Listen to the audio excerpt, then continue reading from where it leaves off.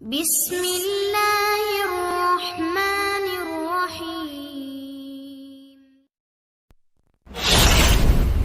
وہ نوجوان جو 300 سال تک ایک غار میں سوتے رہے، اس طویل نیند کے بعد وہ دوبارہ کیسے بیدار ہوئے؟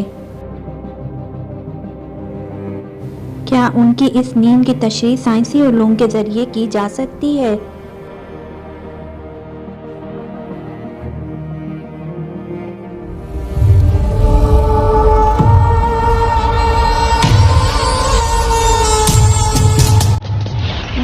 اس زمانے کا ہے جب حضرت عیسیٰ علیہ السلام کے بعد اہل انجیل بت پرستی میں مبتلا ہو چکے تھے۔ روم کی عیسائی حکومت بھی مختلف بتوں کی پوجا کیا کرتی تھی اور دوسروں کو بھی اس عمل پر مجبور کیا کرتے۔ اس دور میں دقیانوس نامی ایک بادشاہ کی حکومت تھی جو بڑا ظالم تھا۔ جو کوئی بھی بت پرستی پر راضی نہ ہوتا وہ اسے قتل کر ڈالتا تھا۔ اس شہر میں جس کا نام سوس تھا، کچھ نوجوان وہاں رہا کرتے تھے جو ایمان والے اور نیک لوگ تھے۔ جبکہ دقیانوس کو ان کے ایمان کا پتہ چلا تو انہیں دربار میں بلایا اور انہیں مجبور کیا کہ وہ بتوں کی پوجا کریں، لیکن انہوں نے شرک کرنے سے انکار کر دیا۔ بادشاہ نے ان سے کہا کہ میں تمہیں کچھ دن کی مہلت دیتا ہوں، تم اپنے دین سے باز آ جاؤ ورنہ میں تمہیں قتل کر دوں گا۔ کیونکہ وہ نیک لوگ بادشاہ اور اس کی فوج سے لڑنے کی طاقت نہ رکھتے تھے، لہذا وہ راتوں رات شہر چھوڑ کر بھاگ گئے۔ شہر سے نکل کر وہ ایک پہاڑ کے قریب غار میں جا کر چھپ گئے اور وہیں سو گئے۔ دقیانوس نے جب ان لوگوں کو تلاش کروایا تو معلوم ہوا کہ یہ لوگ اس غار میں موجود ہیں، لہذا اس نے حکم دیا کہ غار کو ایک مضبوط دیوار سے بند کر دیا جائے تاکہ یہ لوگ اندر ہی مر جائیں۔ اللہ کی طرف سے یہ معجزہ ہوا کہ یہ لوگ غار کے اندر اسی حالت میں سوتے رہے اور اس طرح 300 سال کا عرصہ گزر گیا، لیکن ان کے جسم خراب نہ ہوئے، نہ ان کو موت آئی اور نہ ہی وہ نیند سے بیدار ہوئے۔ اب 300 سالوں کے بعد دقیانوس کی حکومت کا خاتمہ ہو چکا تھا۔ کئی بادشاہ اور حکومتیں آئیں اور چلی گئیں، یہاں تک کہ رومی سلطنت میں بھی عیسائیت اختیار ہو گئی۔ اسی زمانے میں بیدروس نامی بادشاہ کی حکومت تھی جو ایک نیک دل اور انصاف پسند بادشاہ تھا، لیکن روم کے لوگ ایک فتنہ میں پڑ چکے تھے۔ دراصل وہ موت کے بعد دوبارہ زندہ ہونے پر یقین نہ رکھتے تھے۔ 300 سال کے اس طویل عرصے کے بعد جب غار کی دیواریں گر گئیں تو یہ نوجوان نیند سے بیدار ہوئے۔ انہوں نے ایک دوسرے کو سلام کیا۔ انہوں نے ایک دوسرے سے کہا کہ شاید ہم یہاں ایک دن یا اس سے کچھ کم مدت سوئے رہے۔ انہیں شدید بھوک لگی تھی، لہذا انہوں نے اپنے ایک ساتھی جس کا نام یملیخا تھا اسے بازار بھیجنے کے لیے سوچا تاکہ وہ ان لوگوں کے لیے کھانا لائے۔ یملیخا اپنے زمانے کے ایک سکے کو لے کر شہر میں آیا اور بازار میں موجود ایک دکاندار کو دیا تاکہ کچھ نان خریدے، لیکن جب دکاندار نے سکے کو دیکھا تو اسے شک ہوا کہ شاید اس شخص کو کوئی پرانا خزانہ مل گیا ہے، لہذا اس نے یملیخا کو بادشاہ کے سپاہیوں کے ہاتھ پکڑوا دیا۔ سپاہیوں نے جب یملیخا سے خزانے کے متعلق پوچھا تو انہوں نے بتایا کہ یہ میرا ہی سکہ ہے۔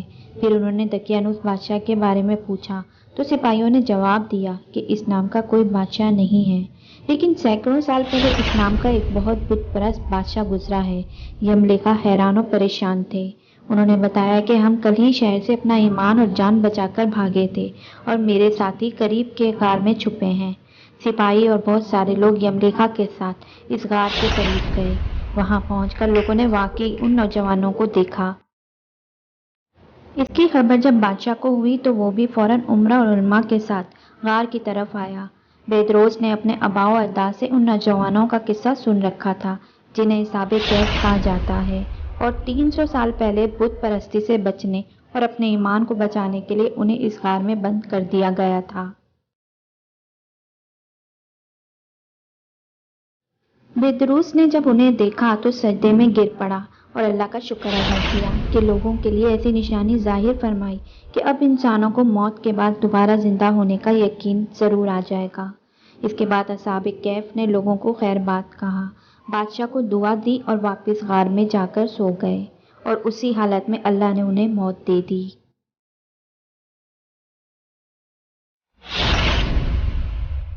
بلا شبہ اصحاب کہف کا اتنی لمبی مدت غار میں سوئے رہنا اللہ کی طرف سے ایک معجزہ تھا، لیکن سوال یہ اٹھتا ہے کہ انسان 300 سالوں تک کیسے سو کر زندہ رہ سکتا ہے اور اس دوران ان کا جسم کیسے محفوظ رہا۔ لیکن جدید سائنس کی نئی تحقیق اور دریافتیں اصحاب کہف کے اس واقعے کی صداقت کرتی ہیں اور حیران کر دینے والی تشریح بیان کرتی ہیں۔ دراصل سائنس کے مطابق ہائبرنیشن ایک ایسا عمل ہے جس کی مدد سے دنیا کی تقریباً 2000 جاندار موسم کی سختی، خوراک کی کمی اور موت کے خوف سے بچنے کے لیے ایک لمبی نیند سوتے ہیں۔ اسی لمبی نیند کو سائنٹیفک کرنے کو ہائبرنیشن کہتے ہیں۔ ہائبرنیشن کے اس عمل میں دل کی دھڑکن 95% سست ہو جاتی ہے، سانس سیکنڈ کے بجائے منٹ میں چلتی ہے اور جسم کا درجہ حرارت ٹھنڈا ہو کر کم ہو جاتا ہے۔ ہائبرنیشن میں جاندار اپنے جسم کی غذائی ضرورت پورا کرنے کے لیے جسم میں موجود چربی اور مسل سے حاصل کرتے ہیں، یعنی اس دوران کسی زندہ جاندار کا میٹابولزم انتہائی سست ہو جاتا ہے۔ ہائبرنیشن کرنے والے جانوروں میں کئی قسم کے چوہے، چمگادڑ، گلہری، سانپ، اسنیل، چونٹی اور ریچھ کے کئی نسل شامل ہیں۔ ہائبرنیشن کرنے والے جاندار بہت زیادہ کھاتے ہیں تاکہ موٹے ہو کر اپنے جسم کے اندر چربی بنا لیں جو انہیں لمبی نیند کے دوران توانائی دیں۔ عام طور پر جاندار ہائبرنیشن کے اس عمل کو سردیوں کے موسم میں کرتے ہیں کیونکہ اس موسم میں غذا اور شکار کم ہو جاتی ہے۔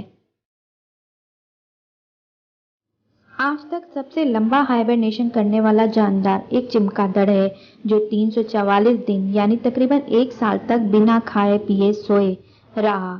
ہائبرنیشن کرنے والے جانوروں پر کی گئی ریسرچ کے دوران دیکھا گیا کہ ان کے ڈی این اے کے ٹکڑے جو سیل کے کروموزوم کے کنارے پر پائے جاتے ہیں وہ سیل کی ہر قسم کے وقت کم ہوتے جاتے ہیں، لیکن اس عمل کے دوران ان کو نہایت سست رفتاری کے ساتھ کم ہوتے دیکھا گیا ہے۔